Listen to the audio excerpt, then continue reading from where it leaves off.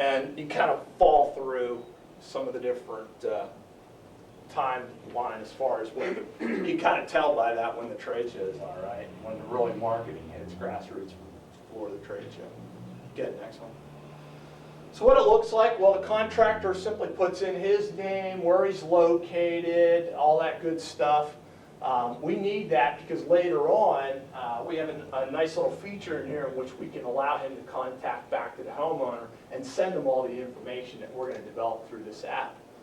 If you go to the next one, region, we need to know this. And again, this is a question that I would ask someone if they said, well, I need a new system. I say, well, where do you live? Because my selection, depending if you live in Florida, is going to be different than if you live in Minnesota, right? It just makes sense. And by knowing what part of the country they're in, I can then tell you what fuel cost is, right? I know what the prices are. I know what their load hours are. How hot is it in summer for how many days? All that stuff is all available through the EPA that you can go in and look that up in your area and know really, based on different system costs and efficiencies, you can go back and be able to do a calculation on an annual cost. And that's what we're trying to drive here. Last one's job info. I need to know what their current system is, and then really what replacement options I can have. Good, Dave. So as you look through this, this simple job is a furnace AC to furnace AC. Current system would be what the people have in their house, and then this is contractor's replacement choice. Again, this might be his choice, that maybe he gets good pricing from a wholesaler or what's on sale that month, or a system that he's had luck with in the past, something along those lines. But we also allow for two other options to happen, meaning that our industry is controlled by efficiency standards. You guys have heard of Energy Star, things like that. So we have the maximum and we have the minimum of the industry. So again, we would hope that the contractor's replacement option is going to fall somewhere in between those two, minimum and maximum, so that the homeowner now has up to 3 different options out there as far as replacement. Kind of nice, right?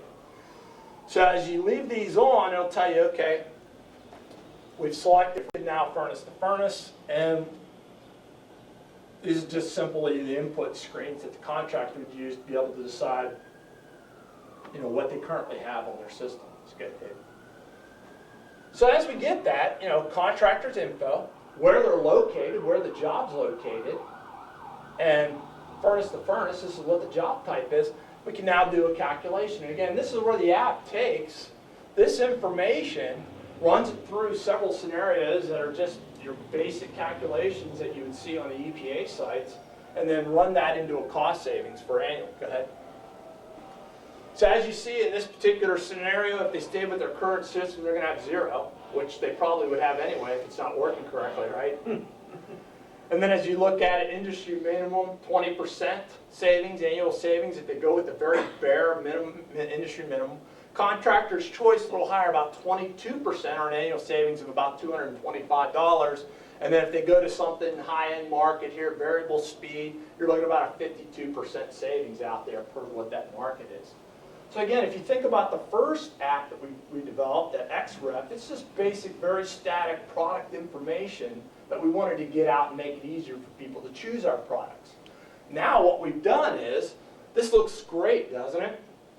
Say if I put this back in, and this is kind of my thoughts on eSaver 2.0. Since this came out, I've had now South Africa's been hitting me up for a version, Europe's hit me up, China, India, Canada wants different versions. The problem with it, I have to come up with load hours and all that regional standards that they simply don't have an EPA site for, you know, Johannesburg, that sort of thing, to try to look that up and come up with some information. But understanding that, I mean, it looks great because all that information is right in front of the homeowner, correct? He can now see what he should expect. And if you do a real quick, you know, if you're spending $300 a month for electric heat, what's going to be your payback on something like that? You know? Well, it's going to tell you by what this estimated savings cost is back to when we put that information in. If you had electric heat or gas or propane or oil, it'll base that all back.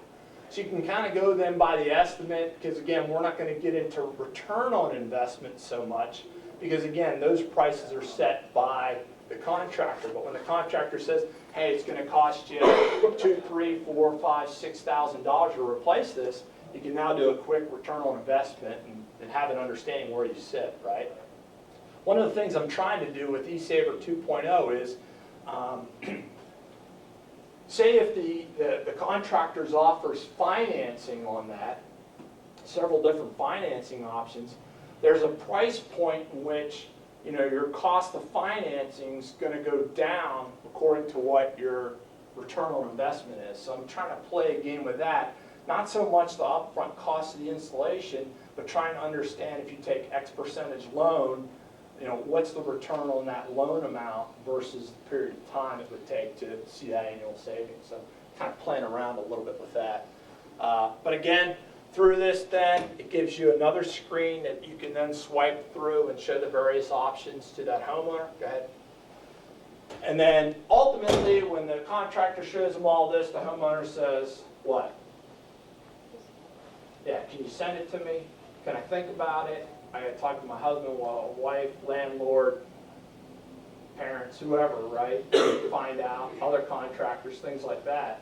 Well, in this, it builds a PDF of all this information and then allows for that to be, again, this is why we try to capture that contractor's information, so that, again, it produces a very formal-looking email. They can change this as they wish. All they have to do now is ask the homeowner, hey, I can send you this information. It's very easy. What's your, and then that, of course, goes in the sent folder of the contractor's information. But it just simply puts it in as a PDF on that sheet, and we can send that to the annual cost savings. Go ahead to the next slide. And it looks something like this. You simply have a kind of a pre-generated PDF sheet that information then, all the cost savings will go into this portion, and then now the information of the contractor's contact information is going to be down at the bottom. So now the homeowner gets this. Pretty nice, isn't it? All free, all available to the contractor to go out there. And why? Why would we do that? Well, if we can get people to understand that there is a cost savings associated directly with the efficiency of the unit, and they decide to buy up, right, to a higher SEER or a higher efficiency unit, that plays more into our warehouse because those units, typically the higher SEER units, contain more of our products that we make. Not only just Copeland, but White Rogers and our flow controls companies and a host of other companies that make components for that system, right? So again, based around that product knowledge. Good.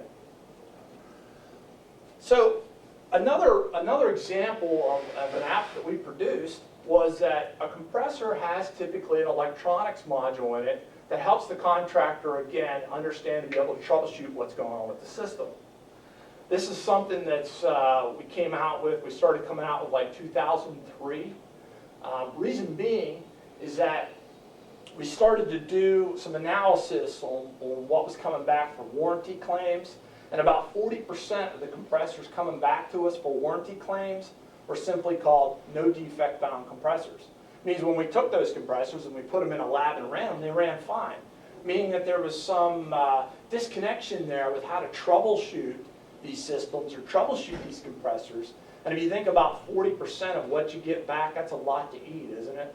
Especially when you sell 7-8 million compressors a year like we do, and then you're getting, say, 30 to 40,000 of them back for warranty claim, and then 40% of those are no defect found failures.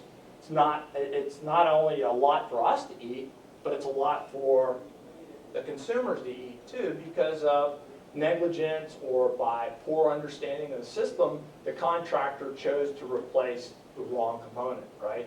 So did it solve your problem having the wrong component replaced? No.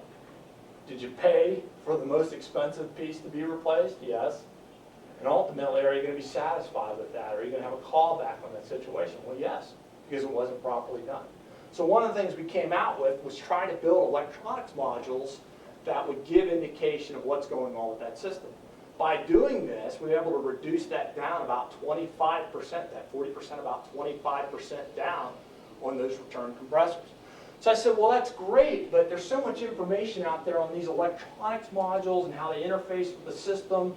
Can I build an app around that would now be a library of PDF documents, of understanding fault codes, and why not make it interactive that you can actually troubleshoot the system with this app, right? Kind of interesting.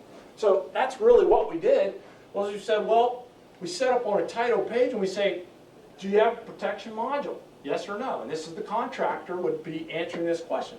If he picks no, it goes into a whole troubleshooting the compressor and system app portion, okay? If he picks yes, it goes into the library portion. Go ahead.